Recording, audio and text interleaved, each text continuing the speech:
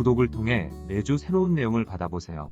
위 종목들은 우리 시장이 대세 상승의 흐름 속으로 나아갈 적에 상승세의 가장 중심부에 놓일 수 있는 종목으로 다른 어떤 종목보다 관심을 갖고 지켜봐야 할 종목군이다. 유동성장세에서 전체 지수의 상승세를 이끌어 나아갈 중심 종목들. 현재의 주가에는 과거의 움직임과 미래의 방향을 담고 있다. 현재의 주가에는 과거의 움직임과 미래의 움직임이 함께 내포되어 있다. 서로 다른 방향 이성격이 현재의 움직임에 섞여서 나타나기 때문에 단순하게 과거의 움직임만을 나타내고 있는 차트만으로 주가의 미래의 방향을 읽어내는 것은 힘들다. 그렇지만 현재의 주가 움직임 속의 과거의 움직임에 해당되는 부분을 제거할 경우 고스란히 미래의 부분만 남기 때문에 주가의 미래 방향을 비교적 정확하게 짚어낼 수가 있다.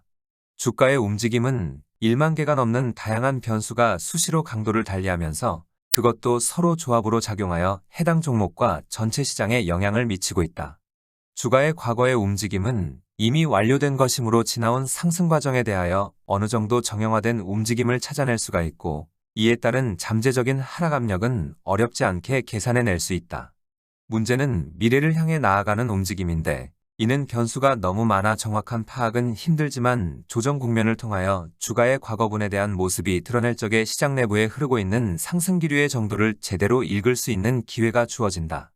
주가가 과거에 대한 움직임은 상승의 진행 과정에서는 상승 기류가 잠재된 하락 압력을 이겨내고 있어 잠복된 상태에 머물지만 조정 국면에서 그 모습을 드러낸다. 20년 9월 나스닥 시장이 추세적인 한계를 드러낼 적에 잠재적인 하락 압력이 20% 전후에 달한다고 하였다. 그리고 21년 2월과 21년 9월의 경우에도 추세적인 한계를 드러낼 적마다 잠재적인 하락 압력은 20% 전후에 달한다고 하였다. 그렇지만 20년 9월과 21년 2월 나스닥 시장의 실제 하락폭은 13%에도 미치지 못하였고 21년 9월에는 나스닥 시장은 하락폭은 10%에도 미치지 못하였다.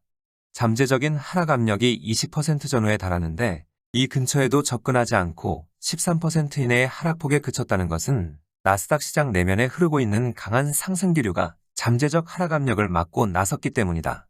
이 결과 20년 9월과 21년 2월 그리고 21년 9월 나스닥 시장은 제법 큰 폭으로 밀려나는 모습을 보여주었지만 조정 국면을 끝내고 난 다음 내부의 하락 압력을 넘어서는 상승 기류로 인하여 다시 고점을 넘어선 바 있다.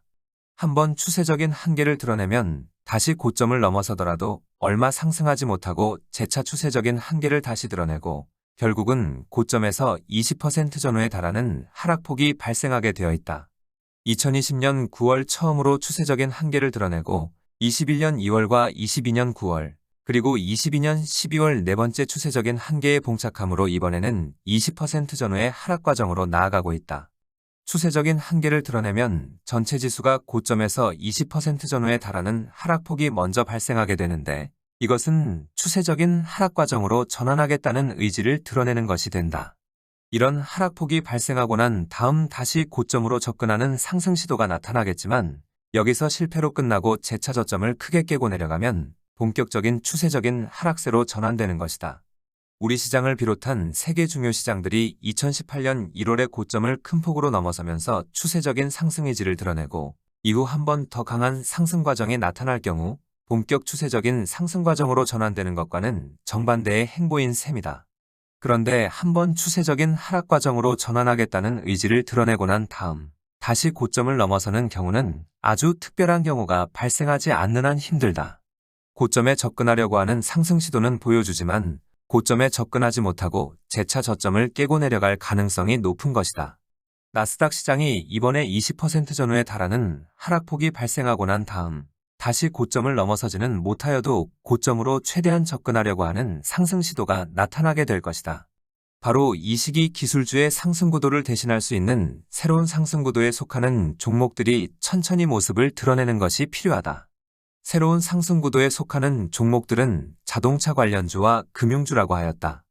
자동차 관련주의 흐름은 일본의 토요타 자동차가 이끌어 나아가고 금융주는 미국의 대형 금융주가 이끌어 나아간다고 하였다.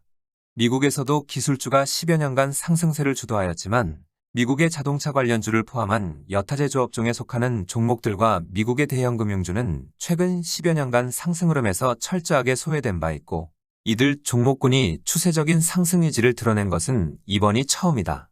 물론 미국의 기술주에 필적할 만한 기업을 갖고 있지 못한 세계 중요 국가들도 대부분 최근 10년간 상승 흐름에서 소외된 바 있다.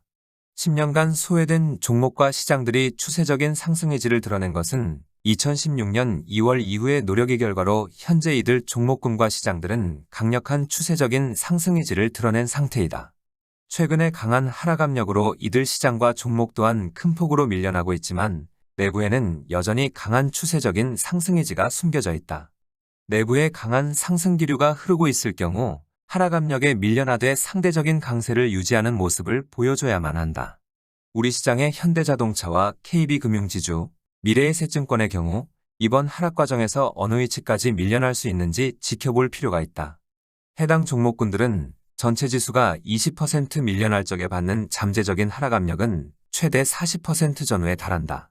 그리고 이들 종목군의 하락폭도 중요하지만 세계 주식시장의 새로운 상승 구도를 이끌어 나아갈 토요타 자동차와 폭스바겐, 그리고 미국의 대형 투자은행인 골드만삭스와 모건 스탠리와 대형 상업은행인 JP모건과 BOA 등의 대형 상업은행들의 실제 하락폭도 주의 깊게 살펴봐야 하겠다.